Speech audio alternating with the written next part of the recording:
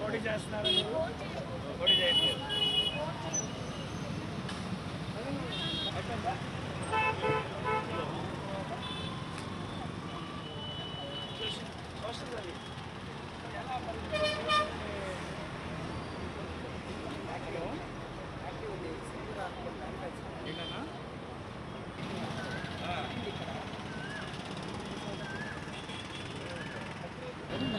Polling తేదీ మే 13, 2024. Vote వేయడానికి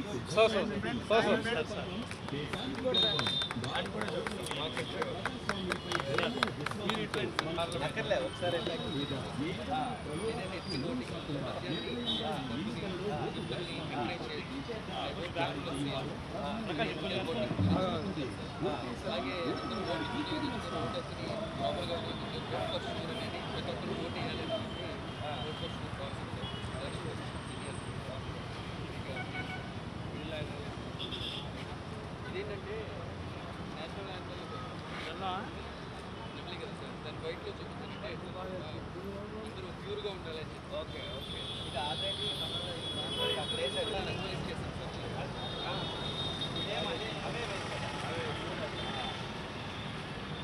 ఇది మన నెక్స్ట్ చేశాను సార్.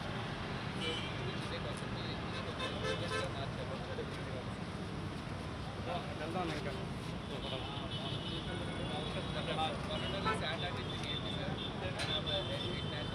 ఏం కనబడలేదు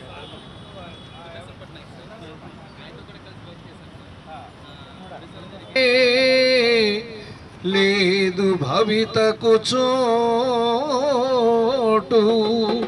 ఓటు విలువ తెలియకుంటే, ఓటు విలువ తెలియకుంటే దేశానికి చేటు. ఓటు కాగితం ముక్కనుకుంటే లేదు భవితకు చోటు. ఓటు విలువ తెలియకుంటే దేశానికి చేటు. ఓటు కాగితం ముక్కనుకుంటే లేదు భవితకు చోటు, లేదు భవితకు చోటు. ప్రజలే పాలకులవ్వాలి, అందుకే ఓటు వేయాలి.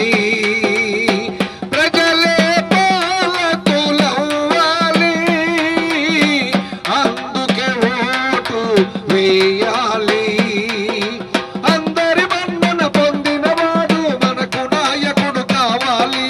పోవద్దు రేటుకు ఓటును అమ్మొద్దు, మోబాటానికి పోవద్దు రేటుకు ఓటును అమ్మొద్దు. సారా చుక్కకు వేస్తే ఓటు మన బతుకులకది గొడ్డలి వేటు. సారా చుక్కకు వేస్తే ఓటు మన బతుకులకది గొడ్డలి వేటు. ఓటు విలువ తెలియకుంటే దేశానికి చేటు. ఓటు కాగితం ముక్కనుకుంటే లేదు భవితకు చోటు, లేదు భవితకు చోటు. బెదిరింపులకు లొంగొద్దు, ఓటు వేయడం మానొద్దు. బెదిరింపులకు లొంగొద్దు, ఓటు వేయడం మానొద్దు. కులాల మతాల జోలే వద్దు, మోసాలకు ఎరకావద్దు. కులాల మతాల జోలే వద్దు, మోసాలకు ఎరకావద్దు. ఓటు విలువ తెలియకుంటే దేశానికి చేటు. ఓటు కాగితం ముక్కనుకుంటే లేదు భవితకు చోటు, లేదు భవితకు చోటు. గూండాలకు ఓటెయ్యొద్దు, రవిడీలను రానియొద్దు. గూండాలకు ఓటెయ్యొద్దు, రవిడీలను రానియొద్దు. నీతి నియమం ఉన్న వారికే ఓటు వేయడం ఎంతో ముద్దు. నీతి నియమం ఉన్న వారికే ఓటు వేయడం ఎంతో ముద్దు. ఓటు విలువ తెలియకుంటే దేశానికి చేటు. ఓటు కాగితం ముక్కనుకుంటే లేదు భవితకు చోటు, లేదు భవితకు చోటు. ఇంట్లో దొంగలు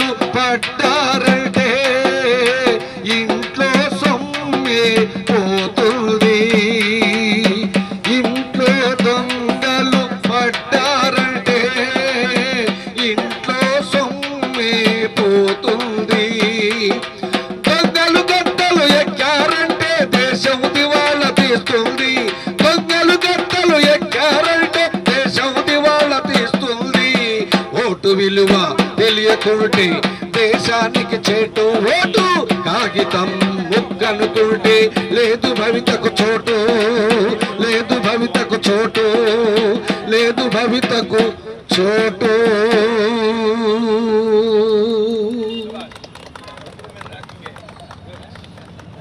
అందరికీ నమస్కారం.